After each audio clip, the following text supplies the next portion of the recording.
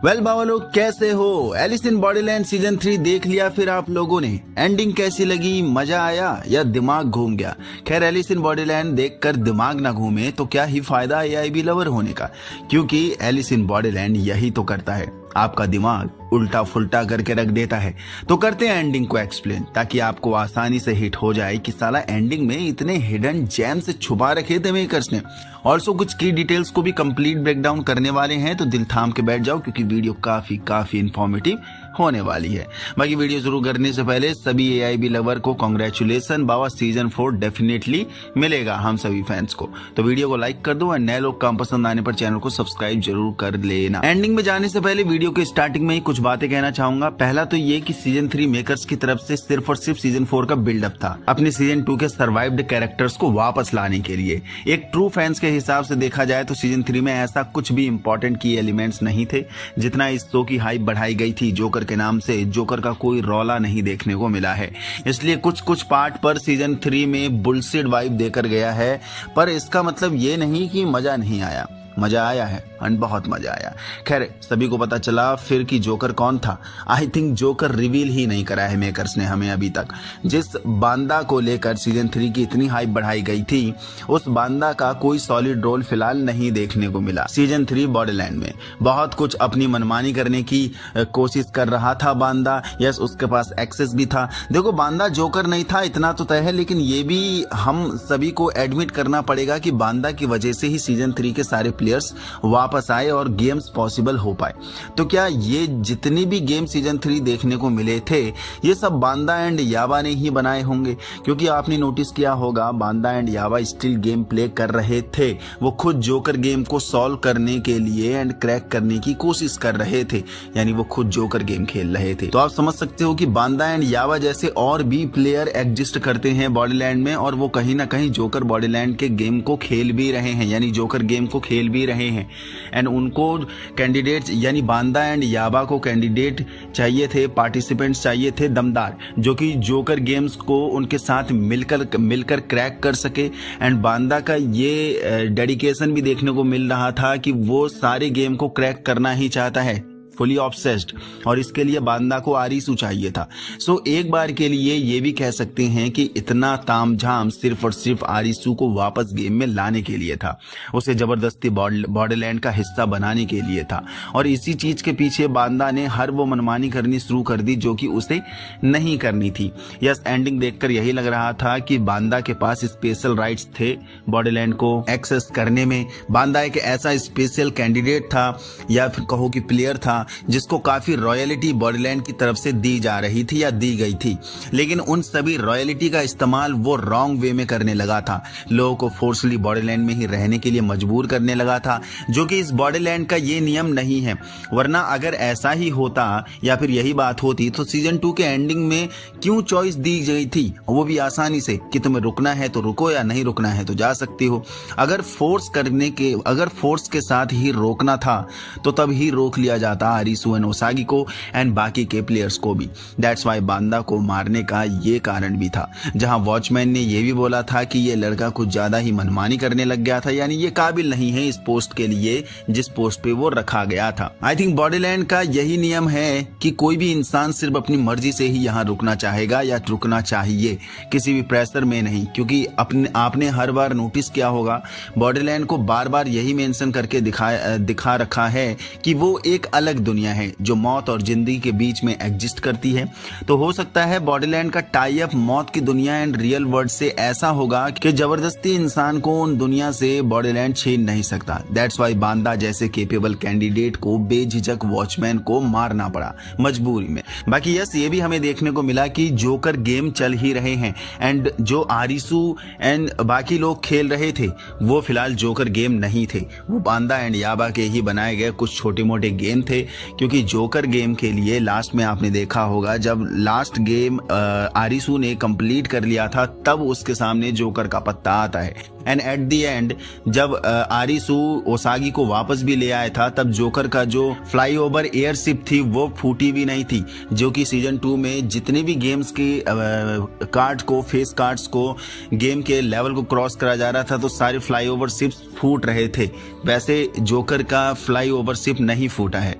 बाकी सीजन 4 में definitely joker game हमें देखने को मिलने वाले हैं जो बहुत ही हाई लेवल के गेम होंगे। एंड यस, सीजन 3 के एंड में जो बिल्डअप दिया गया है, जो हमारे पुराने कैरेक्टर्स को दिखाया गया है, वो है उस कैपेबिलिटी में, यानी बांदा के साथ के ही सीजन 2 के। दैट्स वाई कि उनका वापस लाना बहुत ही जरूरी है कि जोकर गेम को खिलाने के लिए। Now back to the point. दूसरा, क्या आप सभी लोग वॉचमैन को ही जोकर मान रहे हो, यानी इस न्यू कैरेक्टर को?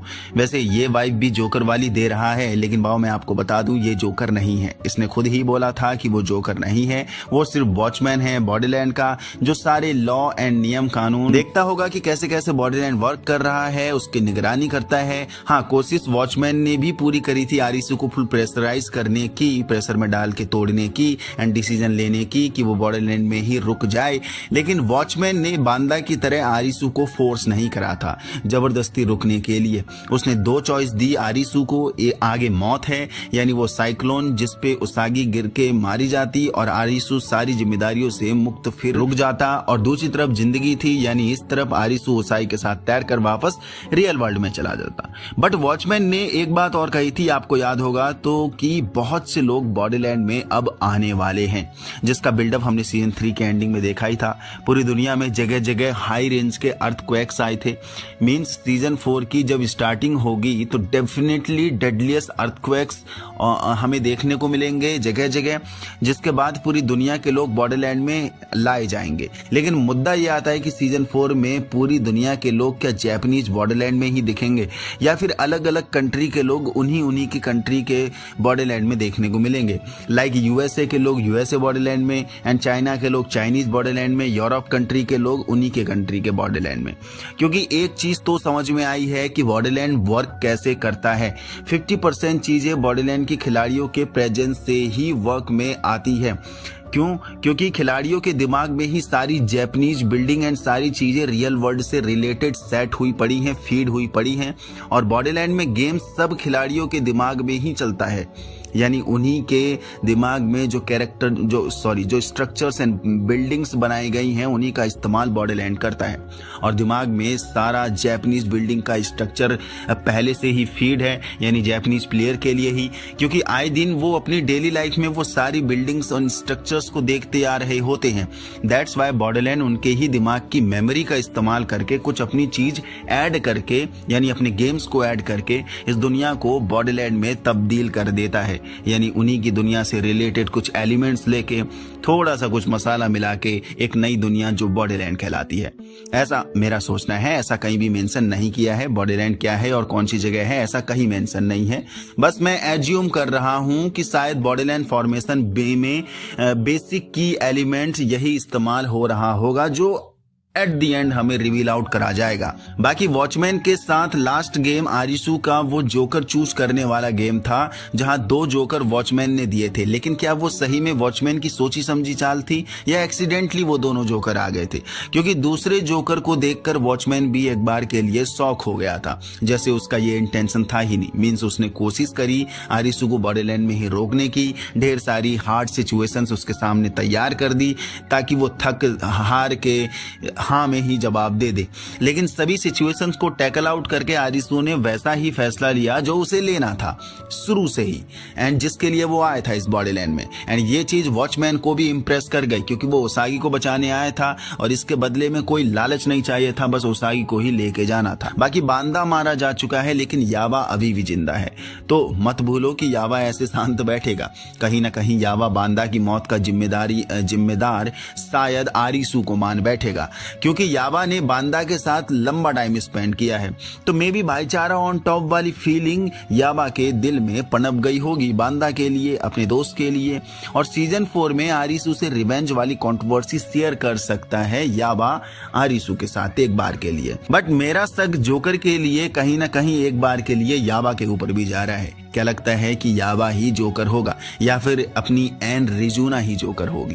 क्योंकि रियल वर्ल्ड में वो बांदा को भी देख पा रही थी और उसे मारने के लिए उसने अटैक भी किया था। देखो, एन के पास कुछ तो ऐसा है जो उसे बहुत स्पेशल बनाता है, और शायद एज जोकर वही सब कुछ कंट्रोल कर रही होगी, मे बी, क्योंकि एन खुद एक बायोकेमिस्ट स्पेशलिस्ट है, या फिर अपना आरिसू भाई ही जोकर होगा। क्योंकि आरिसू जब वापस रियल वर्ल्ड में आ गया, उसने सीजन 2 के सभी सर्वाइव्ड प्लेयर्स के साथ उनकी लाइफ रीडिंग का एग्जामिनेशन ले रहा था, इंटरव्यू ले रहा था, रीड कर रहा था कैसे वो रिएक्ट कर रहे हैं आफ्टर दैट इंसिडेंट, यानी सीजन 2 के लास्ट इंसिडेंट के बारे में बाद। तो कहीं आरिसू सीक्रेटली वॉचमैन के साथ बॉन्ड बनाकर तो नहीं आ गया है, जोकर का काम कर रहा होगा मे बी, और वो आरिसू ही होगा जो सीजन 4 में निरागी, कुइना, आगोनी, चिसिया को वापस बॉर्डरलैंड में ले जाएगा। एंड वॉचमैन ने उसे ये काम दिया होगा कि इन सभी प्लेयर्स पर स्टडी करते रहो एंड इन पे निगरानी रखते रहो, या फिर सही में चिसिया ही जोकर होने वाला है, क्योंकि एट द एंड चिसिया का लुक एक अलग हिसाब का था आरिसू के लिए, जैसे आरिसू चिसिया को स्टडी नहीं कर रहा हो, चिसिया खुद आरिसू को स्टडी कर रहा हो।